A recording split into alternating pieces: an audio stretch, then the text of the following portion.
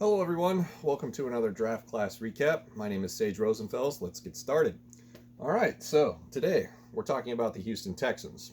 And I think that this point in the series, now that we've reached the Texans, I don't know how many teams I've done so far, but I've got a pretty good chunk of them out of the way. I think at this point it's important to note that I'm trying to do this with as little bias as possible, covering all 32 NFL teams and doing some deep diving on each one. I can't pretend that every single situation and every single franchise and every single thing is sunshine and farts, because that's not realistic. I can point out the potential, the glass half full scenarios, but there are going to be times where we have to be realistic, and things are going to get bad reviews. So with that disclaimer in mind, the Houston Texans draft isn't one of my favorites. There's things that I like about it, but from a standpoint of does this make my team better as opposed to what it was last year, that's hard to say. I really do like some of the picks, and we'll get into that in a minute, but when your offseason begins with absolutely getting fleeced by the Arizona Cardinals for the trade with DeAndre Hopkins, where you bring in David Johnson, it might solve one position, but you've opened up a hole in another. And it's really, I think DeAndre Hopkins is probably the best wide receiver in the league. And to only get a second for him, I think it was a second and another pick, but the second rounder is what a lot of people are going to remember. But yeah, I think it's just, I don't know.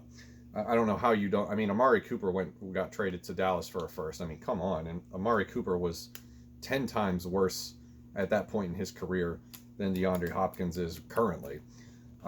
So it's mind-boggling that we kind of save a big slice of the criticism pie for Jerry Jones and Mike Mayock and guys like that, when really Bill O'Brien should be getting a brunt of the impact when it comes to fans and analysts being critical of what it is he's doing, because I don't know what it is, what the plan is, but it hasn't really paid off yet. They're still a pretty mediocre team.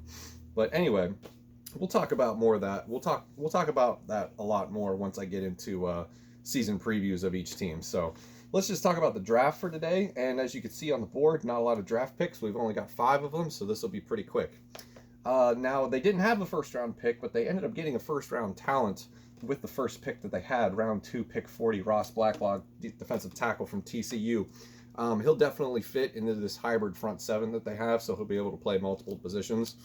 His 2 years at TCU, he had 67 tackles, 5.5 sacks, and 15.5 tackles for loss. So he's an absolute disruptor. He's going to get in the backfield and cause some problems. He was also one of those players I was thinking about, could end up being a pretty nice pick for the Vikings, being able to fill that old Sheldon Richardson role. But I tend to bring up every single player that I thought would have been a good fit for the Vikings, which turns out to be like most of the draft. So moving on. Round 3, pick 90, Jonathon Bernard, edge, Florida. It's either Greenard or Grenard, I forget already. I just watched some of his tape earlier this morning. But anyway, very productive player in his 4 years at in college. He was, I almost said Florida, but he spent a couple seasons at Louisville, and then he transferred to Florida. But 123 tackles for his career, 9.5 sacks. He had 10 sacks last year, which was number 1 in the SEC, which is pretty impressive. He also had 16 tackles for loss, which is also number 1 in the SEC. So he is a tackling machine, and he's a decent player. Now, the reason why he probably fell this low is because of, teams are probably wondering if he was a one-year wonder or not. But, Florida does produce some pretty good defenders, if you pretend Ja'Kai Polite didn't happen last year. So, yeah, I think this is a pretty good pick, pretty good value pick for a top 100 pick. So I think that they'll get a little bit of a relief from the hole that has been left by Jadeveon Clowney. All right, moving on. Round 4, pick 126, Charlie Haack, tackle from North Carolina. Not much to say about offensive linemen, really. I know I've been trying, during the series, I've been kind of trying to have a word or two, a blurb, if you will, about the offensive line picks, but really it's just, unless it's one of the big names or somebody in the first round, maybe even the second, there's not much to say about them. But it's great depth for what they need. Somebody probably to play behind Titus Howard.